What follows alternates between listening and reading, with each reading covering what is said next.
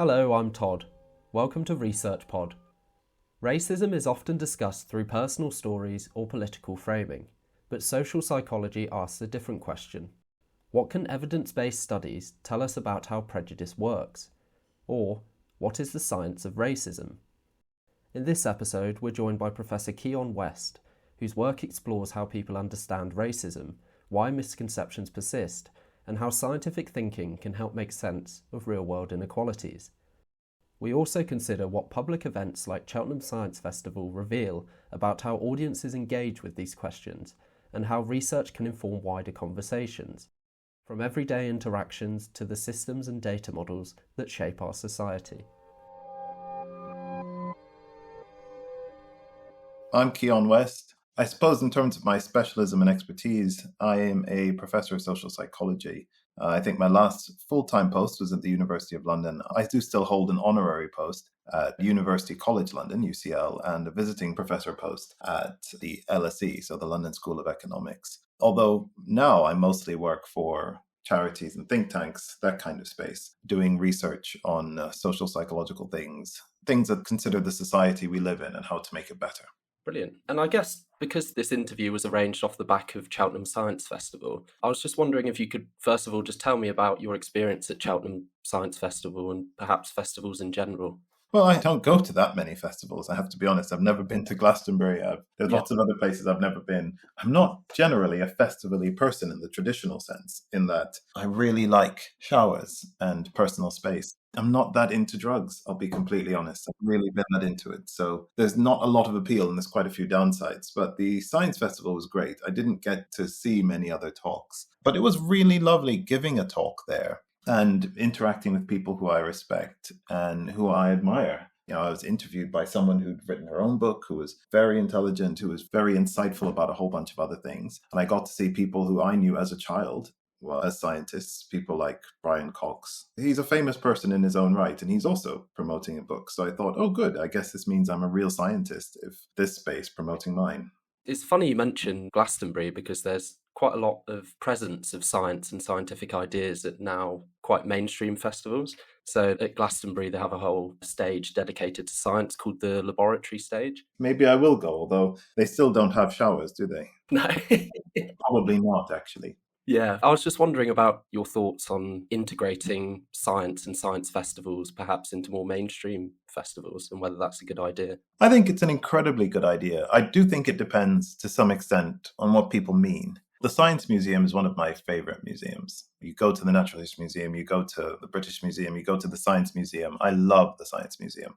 I love playing with magnets. I would take my children, I have two sons. We'd play with magnets, we'd play with Rubik's Cubes, we'd make things float around. And I'd really enjoy that. But sometimes I feel like the Science Museum is a bit more the effects of science museum or some cool scientific findings museum. And what I really like about science is how it's done. And I have a firm belief that other people can like that too. When I tried to pitch my book, The Science of Racism, people actually weren't that bothered about the racism part. They're like, oh yeah, sure, you can write a book about racism. Oh, thank you, that's nice. But they didn't like the science part. They said, what, experiments? Actual scientific design? No, that's incredibly boring. No one wants to hear that. People just want to hear about the time someone called you the N-word. And I thought, no, that's not what people want. I don't think so. Or at least it's what they already have in abundance. If you want to pick up a book or listen to an interview or watch a podcast or whatever else about someone who was at some point racially abused, there's thousands of those that I didn't need to do another one. I can't imagine anyone in the world would learn something new from finding out that I was called the N-word at some point. We all have been called the N-word at some point. I think what I had to offer was something more interesting, which was an understanding of what science is, how it works, and how we can apply it to even something as seemingly intangible as racism. And that's something that I think the book aims to do and does from people I've sent it to, including other scientists, other social psychologists, and other people in other scientific fields. Something that they appreciate about it is how much it reads a bit like books like Bad Science by Ben Goldacre, books that aren't just focused on saying, here's what we found, but here's how we found it. Not just here's what we know, but here's how we know it. So that the next time someone tries to shoot you something that's complete nonsense, you can not only identify that it's nonsense, but you can know why it's nonsense. You can figure this out for yourself.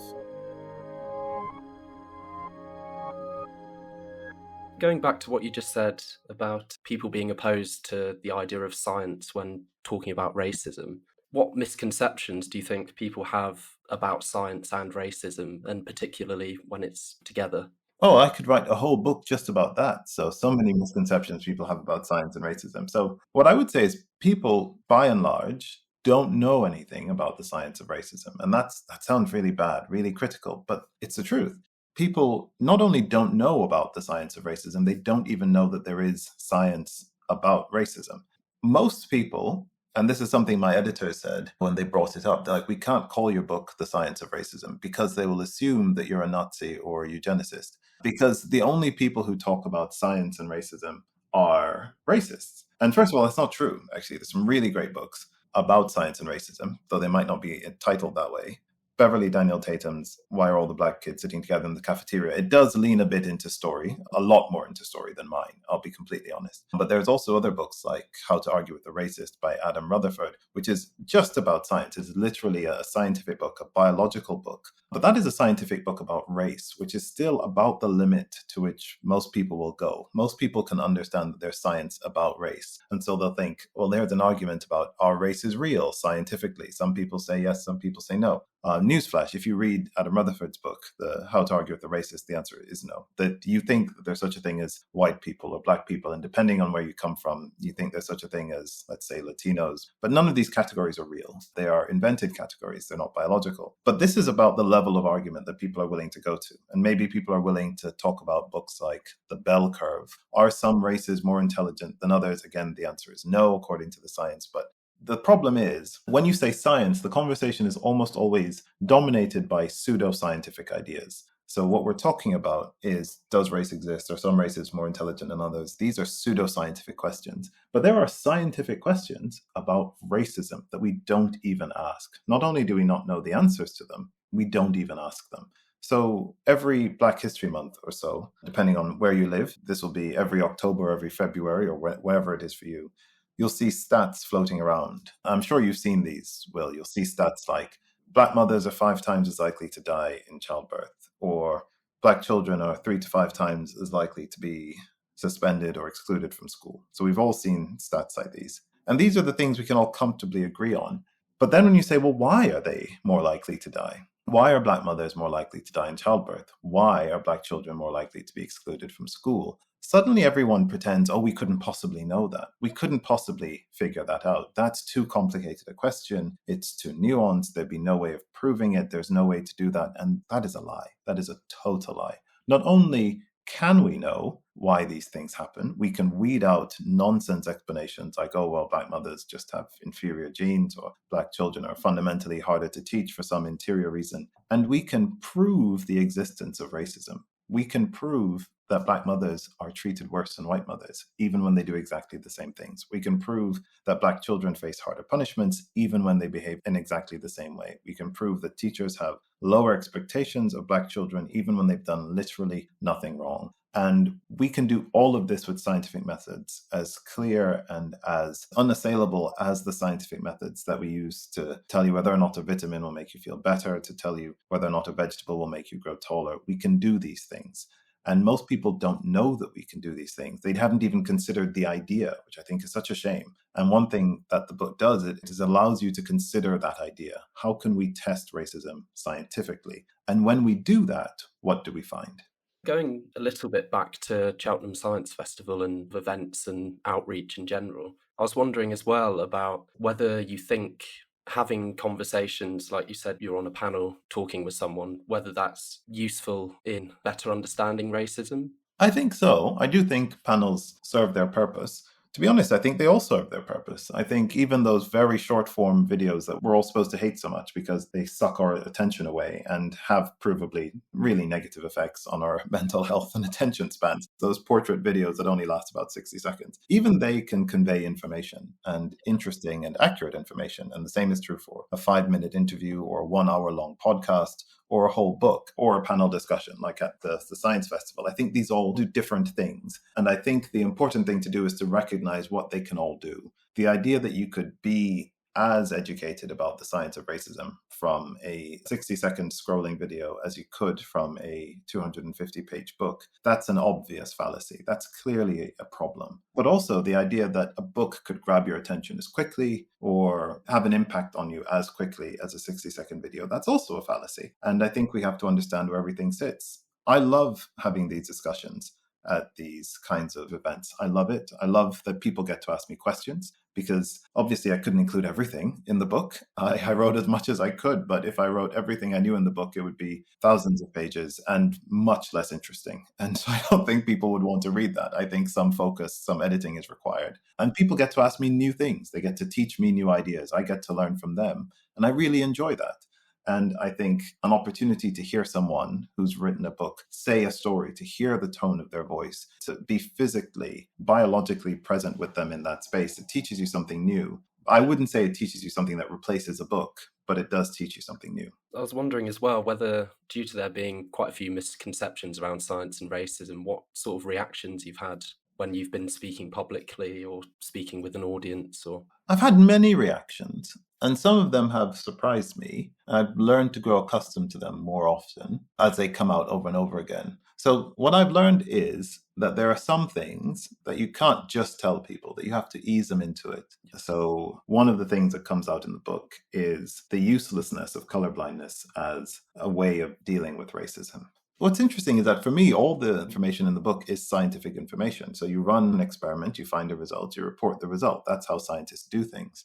For a long time, for example, people thought that things fell to the ground because they were being pulled to their natural place, so that you want stone in a particular layer and water in a particular layer and air in a particular layer. And that's a nice view, but it doesn't actually account for the ways that we know gravity bends space-time around us now. It just doesn't lead to the correct prediction. So when you change your model of the world, you get a world in which, for example, light will bend around something because you know it's bending space-time. And that sounds really complicated. But the point is that when you change your model of the world, you just update your information. That's how science works. When you find out that actually Pluto isn't a planet, you don't go up in arms and say, well, I've been taught my whole life Pluto's a planet. I'm really angry at you now, scientists, for telling me it's not. People don't get mad at you in the same way. At least I don't think so. Maybe I'm wrong. If you're a scientist who has to talk about Pluto to an angry audience, do correct me. But I find that when you're talking about racism, people do that. Their feelings are so caught up in it that if you tell them something that they don't believe or they don't want to believe, the second they get into that emotional state, facts very quickly cease to be something that hold their attention.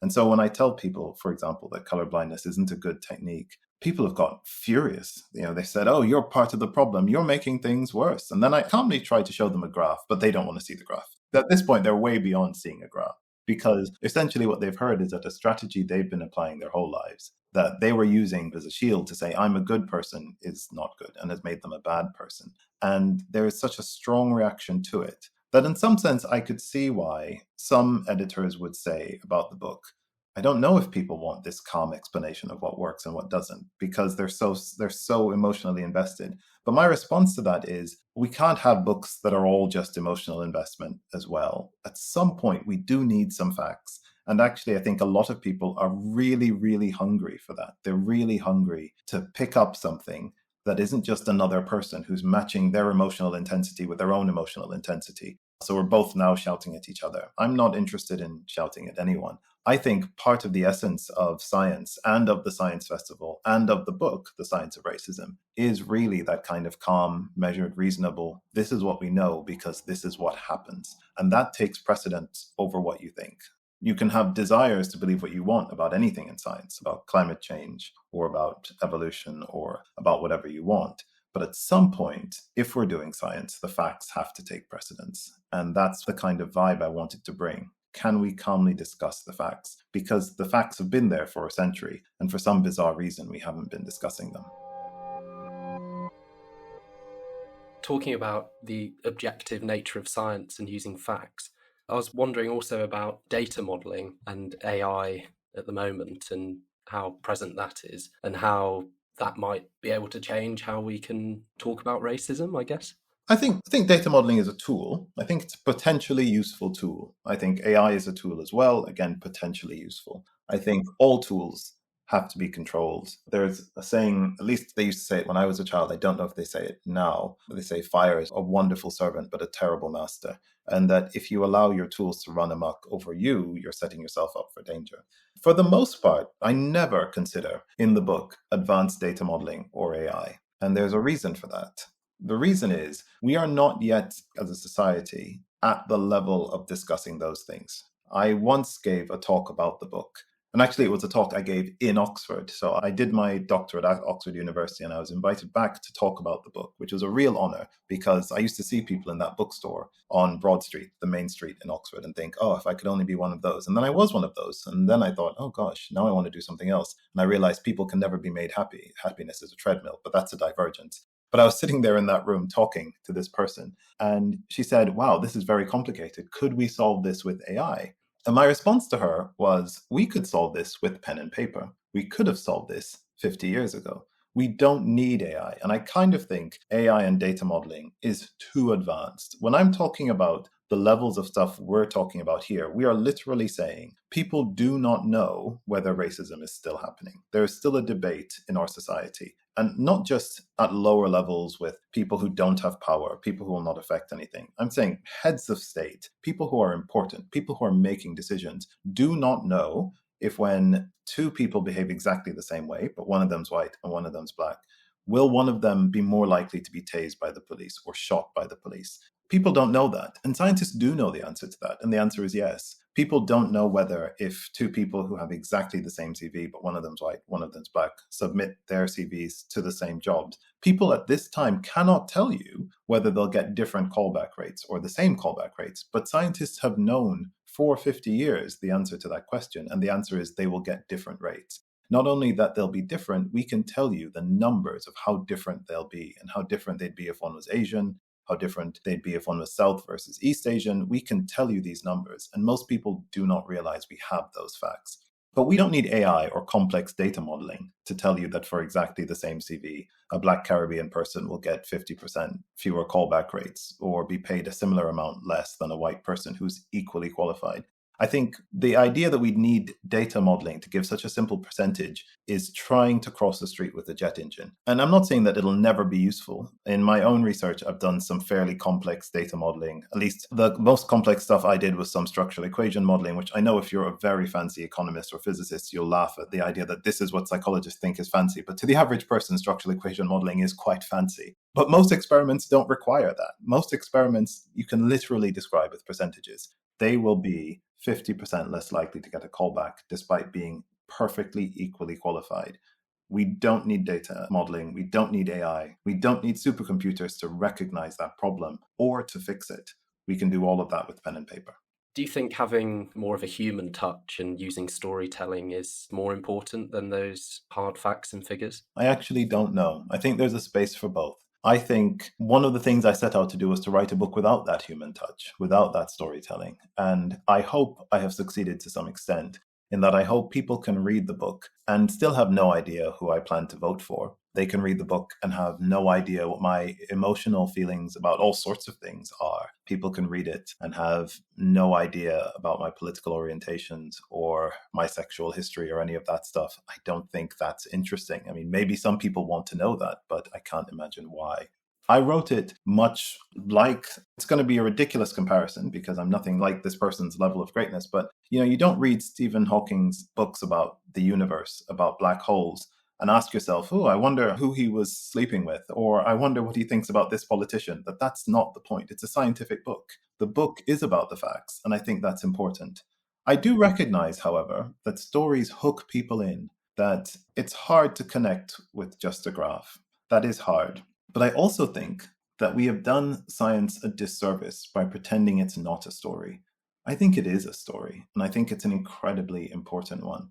I think when I tell you, for example, about a study in which people got real teachers, actual teachers, people whose job it was to take care of our children and to guide them, and put them in a sciencey booth with eye tracking glasses, and then either told them just to watch a classroom full of children or to watch out for the challenging children, the children who are probably going to be behaving badly. This is a story because you want to know what happens at the end of this story. You want to know which children they look at when they're being told to look out for the bad children. And when I tell you that, even though all the children were behaving exactly the same way, even though all of them were being exactly as good as each other, that the teachers who were told to look out for the bad children hyperfixated on the black children, and in particular the black boys, that's a story. And that's a story if you, like me, have ever been a black boy, or if you, like me and my wife, have a black boy that you need to worry about, or if you care about any of these people ever. If you've been in a classroom with black children, which almost all of us have, this is a story that matters. And if you're a teacher or someone who manages teachers, it's a story that matters a lot. It tells us about what we can expect from the society we live in, and it tells us the important things we have to worry about and that we have to change. And I don't think that it has to be a story of, well, I was 5 once and a teacher told me off. I think that story to me is actually less interesting than the story of the experiment with the eye tracking glasses. Because when I tell you about me, maybe I was just a bad child, and that is a reasonable hypothesis. But that story with the eyeglasses takes that hypothesis away. It shows you that we know what's happening, and it's not just that someone was a bad child. When you're a perfectly good child, if you want your teacher to expect good things from you, it's still advisable not to be a black boy.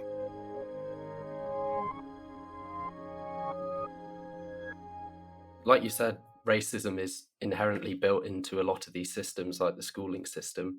And I was wondering about your thoughts on whether, for example, auditing these systems or having more rigorous investigations into this system are going to be useful in breaking that down. I think sometimes, absolutely, it would be useful to audit these systems, have more rigorous investigations, have more rigorous controls.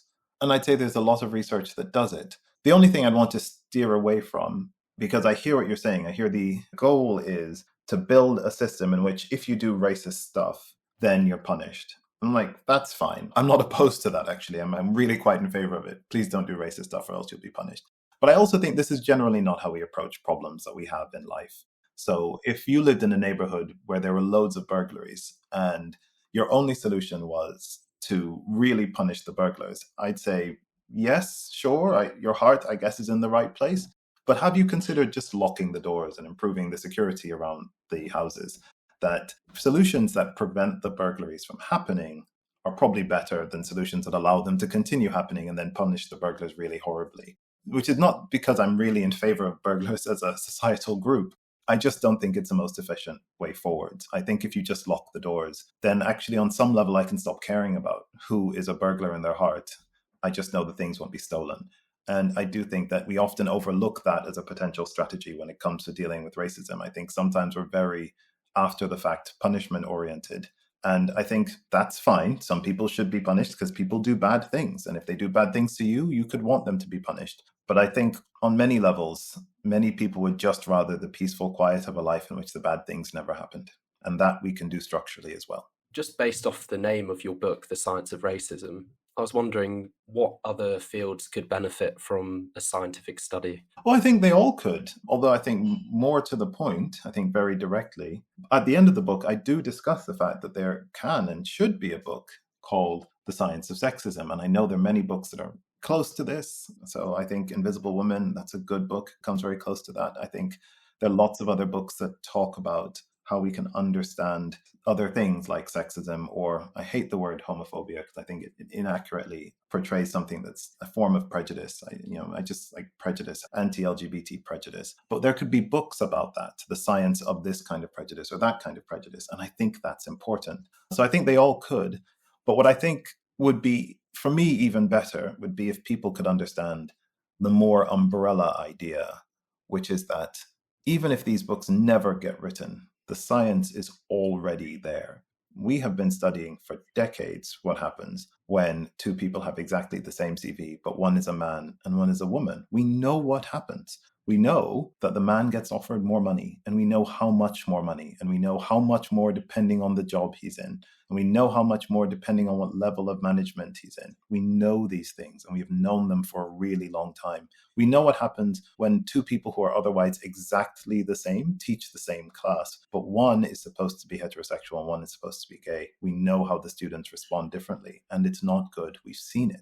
And so you can wait for someone to write the book. I probably won't. I'm a black man, so I get to write the science of racism, I suppose. But I don't get to write the science of sexism or the science of anti-gay prejudice. I'm a heterosexual black man, as much as heterosexuality is a coherent term, which I'm not going to get into. But if it is, sure, that's what I am. So I don't get to write those books. But if someone does, read them, of course. But if no one does, you don't have to wait for them. The papers exist. Just get them. They exist there. Go find them, read them. The knowledge has existed for decades. And I think if we can break out of the idea that the knowledge is inaccessible or impossible, or these kinds of things could never be investigated scientifically, I think if we can get away from that fallacious idea, we will do ourselves such a great service. Brilliant. Thank you very much. Thank you.